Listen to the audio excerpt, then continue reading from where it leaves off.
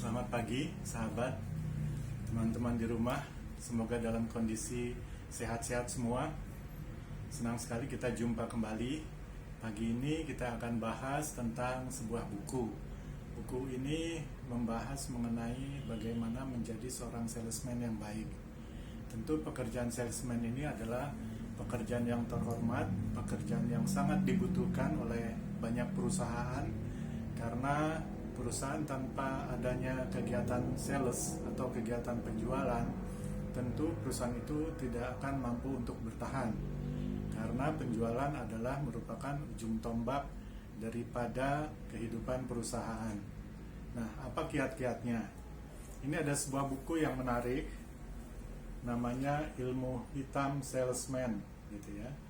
Jadi ini dikarang oleh Fikri C. Wardana, diterbitkan oleh Alex Media Komputindo.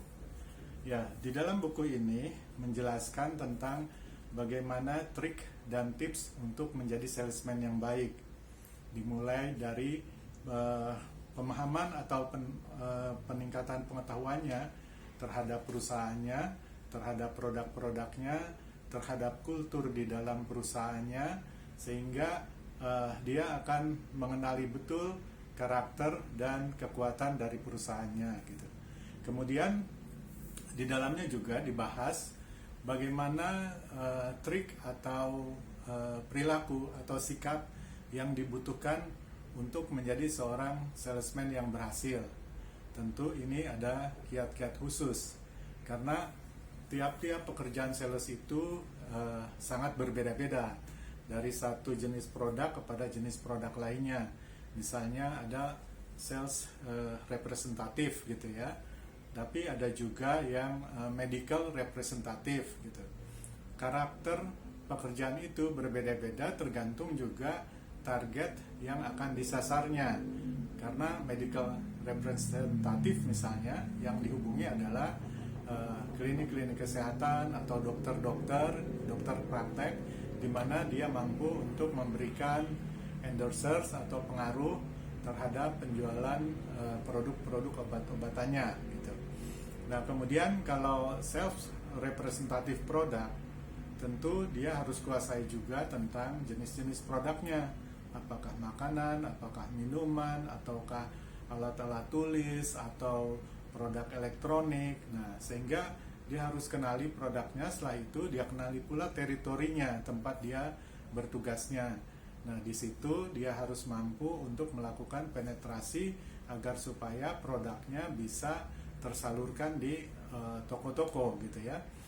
Nah, ini tugas-tugas yang dilakukan oleh para salesman. Ada juga tugas yang terkait dengan pekerjaan yang disebut account eksekutif atau account officer. Di perbankan umumnya dikatakan itu adalah account officer. Di advertising agency atau event organizer kita sebut pula dengan namanya account eksekutif gitu. Dia adalah orang yang menghandle para kliennya. Kliennya biasanya sifatnya corporate. Nah, jadi dia membuat usulan proposal untuk sebuah kegiatan atau sebuah rencana periklanan gitu. Kemudian mempresentasikannya hingga klien yakin, dan kemudian mampu untuk memberikan keputusan yang dapat menghasilkan billing atau income bagi perusahaannya.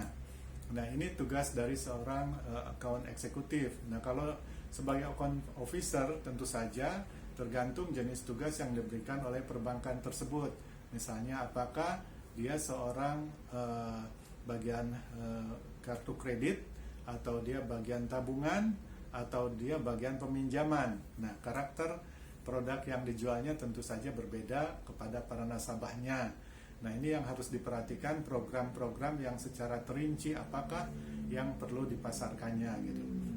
Nah, di dalam buku ini dibahas berbagai macam kedisiplinan pula dari seorang salesman. Bagaimana dia harus mampu untuk mengendalikan hawa nafsunya. Kadang di dalam penjualan sering pada saat sedang bagus-bagusnya seorang salesman kemudian lupa untuk menindaklanjuti pengetahuannya atau kemampuannya untuk membina jaringannya, sehingga seringkali jaringannya kemudian lepas atau kemudian diambil alih oleh kompetitor. Jadi harus ada unsur kesabaran, unsur untuk tidak tergesa-gesa atau terburu-buru bernafsu untuk menjual, tapi bagaimana dia juga harus berhubungan dengan para klien atau toko-toko agar supaya menarik untuk bisa melakukan penjualan. Yang menarik pula, bagaimana bila mana salesman ini sudah beranjak karirnya, misalnya menjadi supervisor atau manajer. Nah, dia harus mampu mendidik para anak buahnya agar supaya meniru tata caranya yang berhasil sebelumnya, gitu ya. Kenapa? Karena ini adalah ilmu yang harus ditularkan. Bila mana tidak, maka seorang salesman itu seterusnya dan selanjutnya dia akan terus-menerus menjadi salesman. Namun demikian, apabila dia mampu mendidik orang-orang lain atau anak buahnya untuk menjadi salesman, maka dia akan bisa menjadi leader atau menjadi coordinator atau supervisor dari sales-sales yang ada. Sehingga tentu saja target area penjualan maupun target jumlah penjualannya juga akan menjadi semakin meningkat. Nah, otomatis dengan mampunya dia mendidik orang-orang lain, mendidik para anak buahnya, dia memiliki kemampuan untuk bekerja dengan sistem manajerial. Nah, manajerial ini dipentingkan pada saat seseorang atau salesman tersebut sudah menjadi manajer. Gitu. Jadi pada intinya, pada posisi manajer sales, dia sudah bekerja dengan perangkat anak buah yang akan bekerja di bawah bimbingannya. Nah, sehingga kemampuan si manajer tersebut harus mampu membimbing satu persatu para salesman-nya dengan melakukan coaching atau bimbingan setiap hari. Bisa juga melakukan training beberapa orang atau berapa puluh orang sekaligus dengan memberikan kaidah-kaidah sales atau tata cara menjual yang berhasil. Gitu. Di sisi lain, tentu saja seorang manajer sales ini harus bertindak sebagai problem solver, artinya pengambil keputusan atau kemudian juga merancang kebijakan atau perencanaan sehingga timnya mampu mencapai target yang ditetapkan oleh perusahaannya gitu.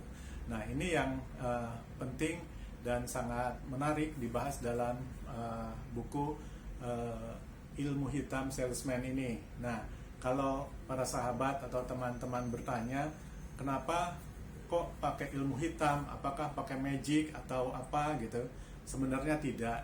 Ini hanya karena di dalam buku ini sang penulis terinspirasi oleh seorang salesman yang kemudian beranjak karirnya meningkat dari level salesman, kemudian manager, kemudian GM sales, kemudian hingga menjadi director of sales. Dan dia selalu berbaju hitam sehingga lingkungannya, teman-temannya, anak buahnya menganggap ilmu yang diberikannya atau training-training yang diberikannya adalah merupakan ilmu hitam.